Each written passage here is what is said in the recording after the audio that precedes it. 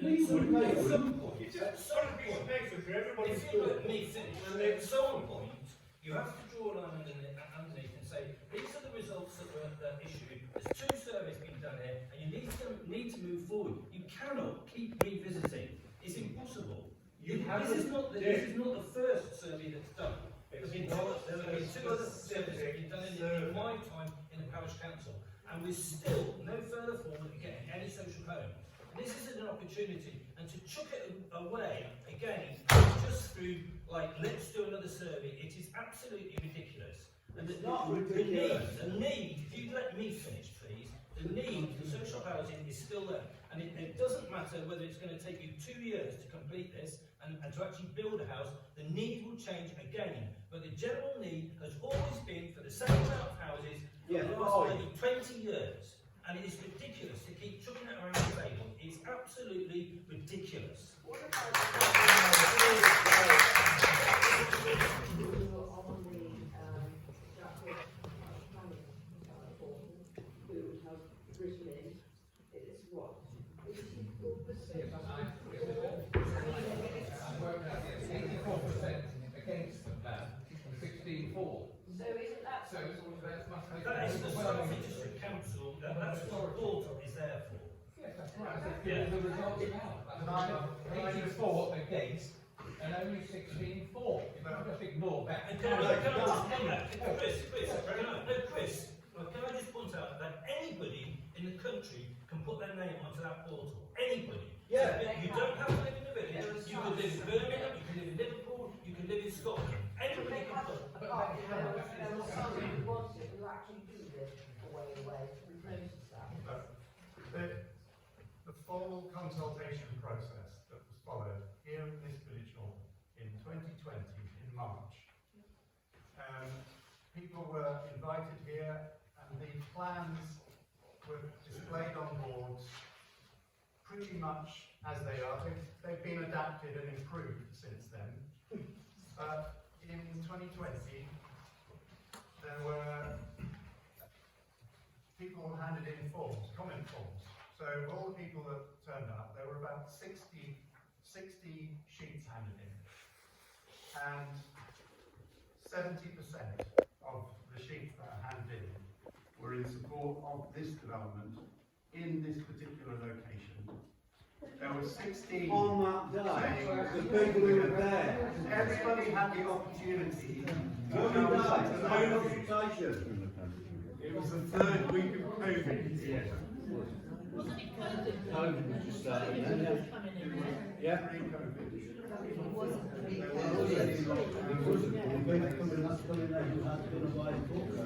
So,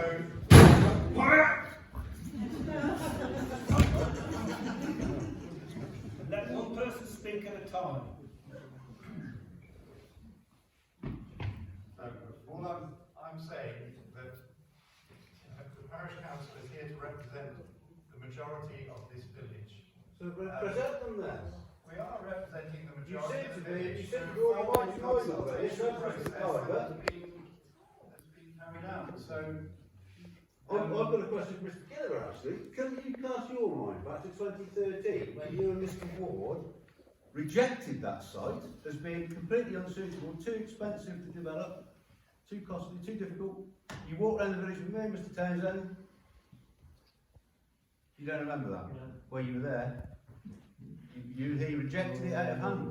Why is it suitable now? He didn't reject it. Yes, he did. No, he did not reject it. He did. He said it was Unsuitable. unsuitable. The same thing. Hasn't been rejected. It was unsuitable because of the cost of the top part. It was unsuitable for the cost of removing the pole at the top, but it wasn't rejected.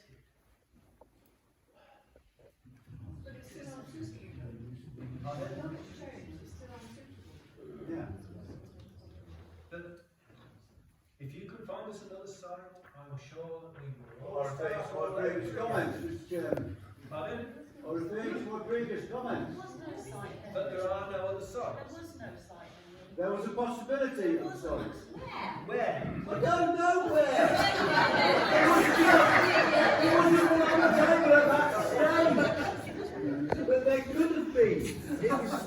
indicate to me that there could have been. It could have been. We was not. I'm not going to argue with it, Dave, because none of you were interested at the time. Sorry, is it right to say that, with everyone's support, if there was another site, that you would choose that in preference to the Glebe? If the person that has offered this ground would agree to it, yes.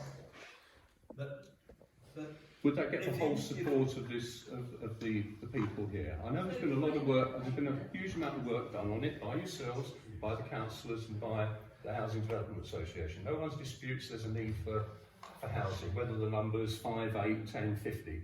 No one disputes that. The issue here, what I think most people feel strongly about, that you've heard from, is about the actual positioning of this site as an unsuitable site and, in a word, reckless to build it on a site like the Glebe. yeah. And there are many of these sites around, Ridge and Furrow. This is a prime example, a perfect example of a medieval listed facility that should stay, and we should all be custodians of that, looking after our heritage. No one is disputing around, that I can hear, about social housing and housing needs for the village.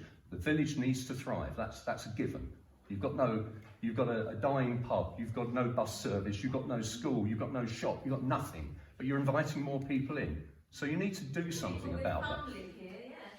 Sorry? People who've got family. Yes, I appreciate that, and we've got family, everyone's got families here, that's why everyone feels passionate about it. But you need to do something about that, you need to address the issues, and this site is unsuitable. It floods. It's a great danger.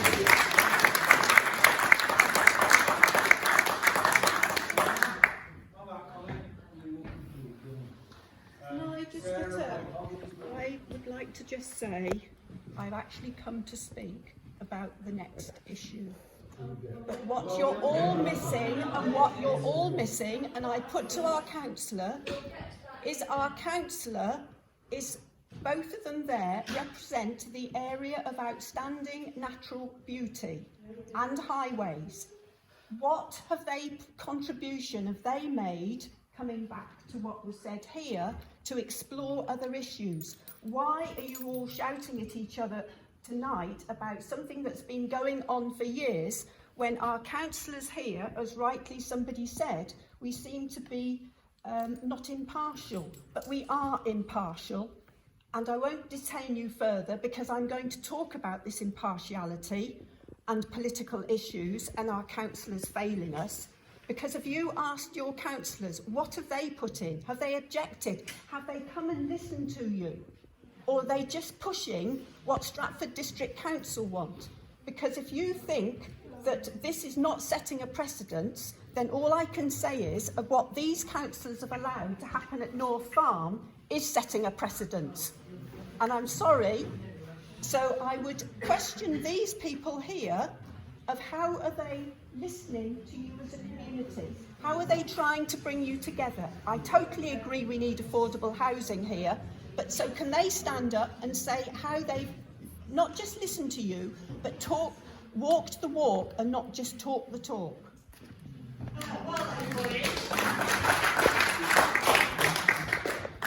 There are some people here that read the Herald and know precisely who I am and the kind of trouble that I got into with my colleagues at Stratford District Council, because I am never afraid to actually go the way that I morally believe is the right way. Point in case is the proposal to merge with Warwick and Leamington. I was the only councillor in the entire council to repeatedly vote against it. Talk about being put into the long grass over that, I can assure you it was a bit bleak. However, I fundamentally believed that it was the wrong thing to do. My beliefs were proven to be right because it's no longer going ahead. And I'd like to assure you that I fundamentally believe that if we don't accept this proposal, that you won't get any social housing, which is very much needed in Cherington and Stourton. Miss this opportunity and you'll miss it forever. There are people sitting amongst me now that cannot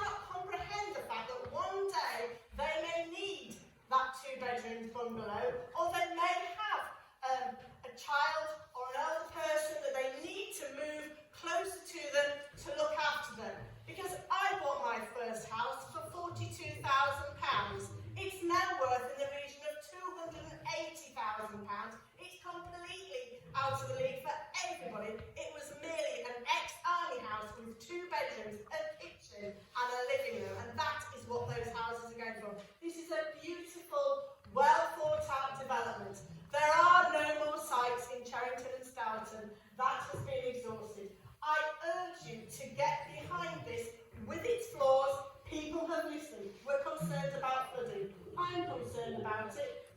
Now, they don't necessarily put sandbags up. They can put doors on and make sure that the build is such that water...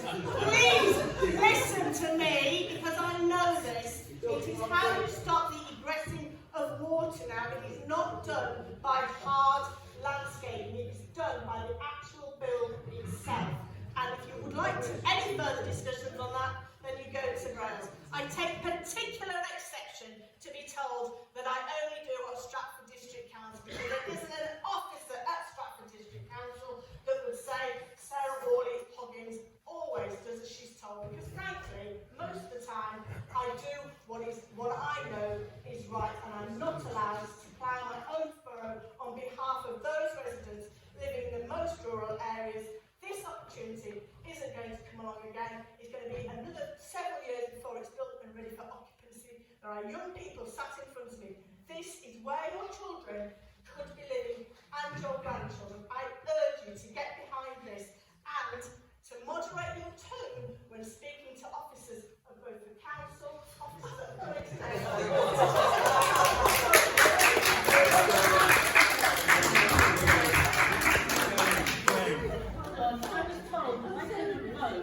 I couldn't object because I've only lived in the village 2 years.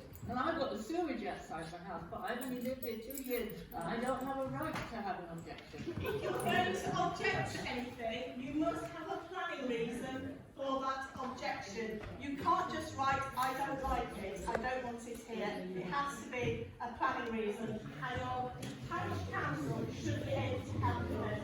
Thank you for coming today. Thank you all for coming.